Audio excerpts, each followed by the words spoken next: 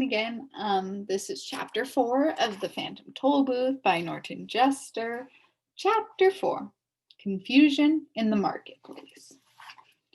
Indeed it was, for as they approached, Milo could see crowds of people pushing and shouting their way along the stalls, buying and selling, trading and bargaining.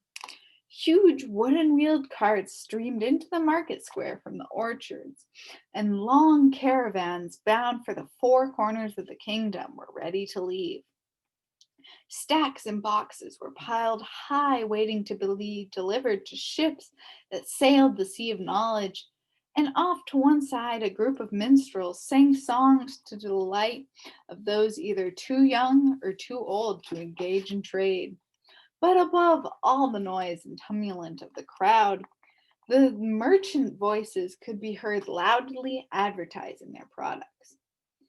Get your fresh picks, ifs, ands, and buts. Hey, nice ripe wares and whens. Juicy, tempting words for sale. So many words and so many people. They were from every place imaginable, and some places even beyond that, and they were all busy sorting, choosing, stuffing things into cases. Soon as one was filled, another began. There seemed no end to the bustle and activity. The word market. Milo and Talk wandered up and down the aisles, looking at the wonderful assortment of words for sale. There were short ones and easy ones for everyday use, long and very important ones for special occasions, and even some marvelously fancy ones packaged in individual gift boxes for use in royal decrees and pronouncements. Step right up, fancy best quality words right here, announced one man in a booming voice. Step right up. What can I do for you, little boy? How about a nice bag full of pronouns? Or perhaps you'd like our special assortment of names? Milo had never thought much about words before, but these looked so good that he longed to have some. Look, Talk, he cried. Aren't they wonderful? They're fine, if you have something to say, replied Talk in a tired voice, for he was much more interested in finding a bone than shopping for new words. Maybe if I buy some, I can learn how to use them, said Milo eagerly, as he began picking through the words in the stall. Finally, he chose 3 which looked particularly good to him: quagmire, flabbergast, and upholstery. He had no idea what they meant, but they looked very grand and elegant. How much are these? He inquired, and when the man answered, he quickly put them back and started to walk away. Why not take a pound of happies, advised the salesman. They're much more practical and very useful for happy birthday, happy new year, happy days, and happy-go-lucky. I'd like very much, began Milo, but... Or perhaps you'd be interested in a package of goods, always handy for good morning, good afternoon, good evening, and goodbye, he suggested. Milo did want to buy something, but the only money he had was the coin he needed to get back through the toll booth. And Talk, of course, had nothing but the time. No, thank you, replied Milo. We're just looking, and they continued through the market. As they turned down the last aisle of stalls, Milo noticed a wagon that was different from the rest. On its side was a small, neatly lettered sign that said, "Do it yourself," and inside were 26 bins filled with letters of the alphabet from A to Z.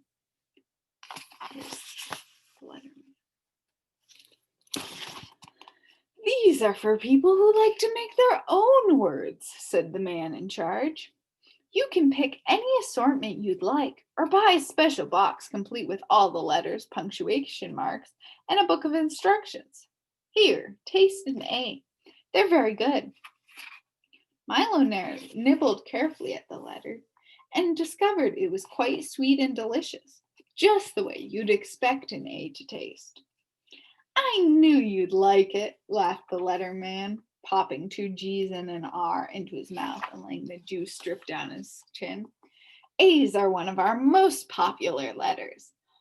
All of them aren't that good, he confided in a low voice. Take the Z, for instance. Very dry and sawdusty. And the X?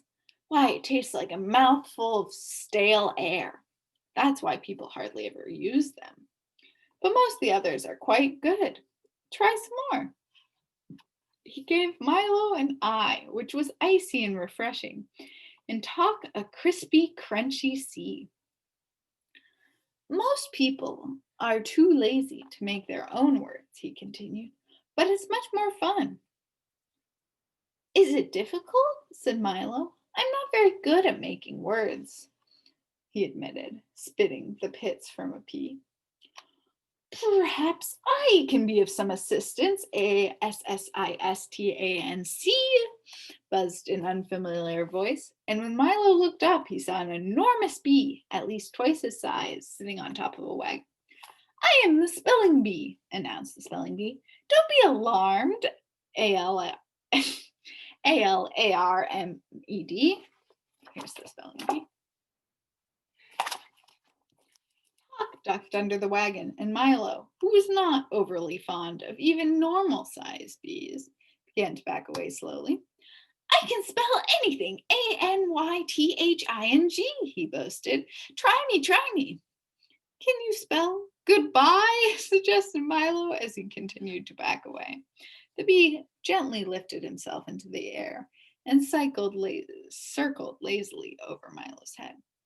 Perhaps, PERHAPS, you are under the misapprehension, MISAPPREHENSION, that I am dangerous, he said, turning a smart loop to the left. Let me assure you, ASSURE, that my intentions are peaceful, PEACEFUL. And with that, he settled back on top of the wagon and fanned himself with one wing. Now, he panted, think up the most difficult word you can and I'll spell it. Hurry up, hurry up. And he jumped up and down impatiently. He looks friendly enough, thought Milo, not sure just how friendly a friendly bumblebee should be, and tried to think of a very difficult word. Spell vegetable, he suggested, for that one had always troubled him at school.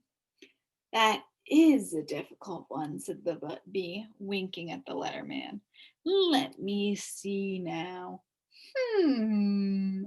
He frowned and wiped his brow and paced slowly back and forth on top of the wagon.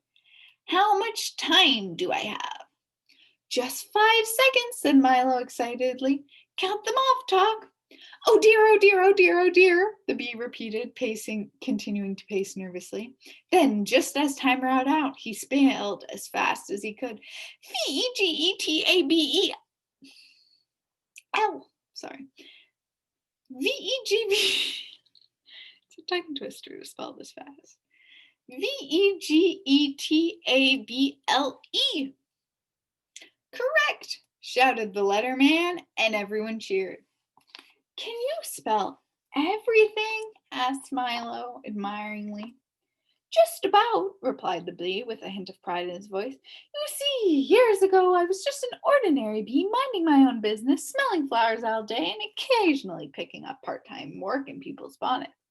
Then one day I realized I'd never amount to anything without a proper education, and naturally, being adept at spelling, I decided that. Boulderdash!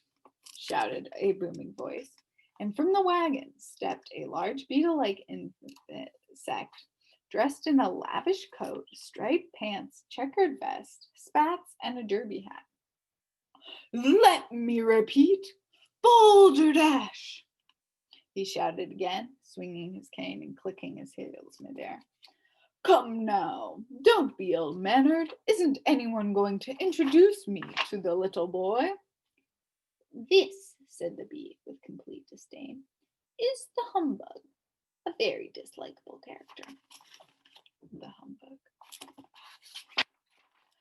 Nonsense! Everyone loves a humbug, shouted the humbug, as I was saying to the king just the other day. You've never met the king, accused the bee angrily. Then turning to Milo, he said, "Don't believe a thing this old fraud said." "Bosh!" said the humbug. "We're an old and noble family, honorable to the core, insectius humbugium, if I may use the Latin. Why, we fought in the Crusades with Richard the Lionheart, crossed the Atlantic with Columbus, blazed trails with the pioneers, and today many members of the family hold prominent government positions throughout the world. History is full of humbugs." "A very pretty speech, speech," sneered the bee. "Now why don't you go away? I was advising the lad on the importance of proper spelling." "Bah!" said the bug, putting an arm around Milo.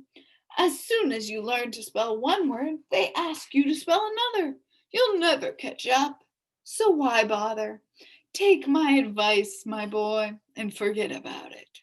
As my great-great-grandfather, George Washington Humbug, used to say." "You, sir," shouted the bee very excitedly, "are an impostor, imposter, who can't even spell his own name." "A slavish concern for the composition of words is the sign of a bankrupt intellect," roared the humbug, waving his cane furiously. Milo didn't have any idea what this meant, but it seemed to infuriate the bee, who flew up and down and knocked off the humbug's hat. "Be careful," shouted Milo as the bug swung his cane again, catching the bee on the foot and knocking over a box of W's. "My foot!" shouted the bee. "My hat!" shouted the bug, and the fight was on.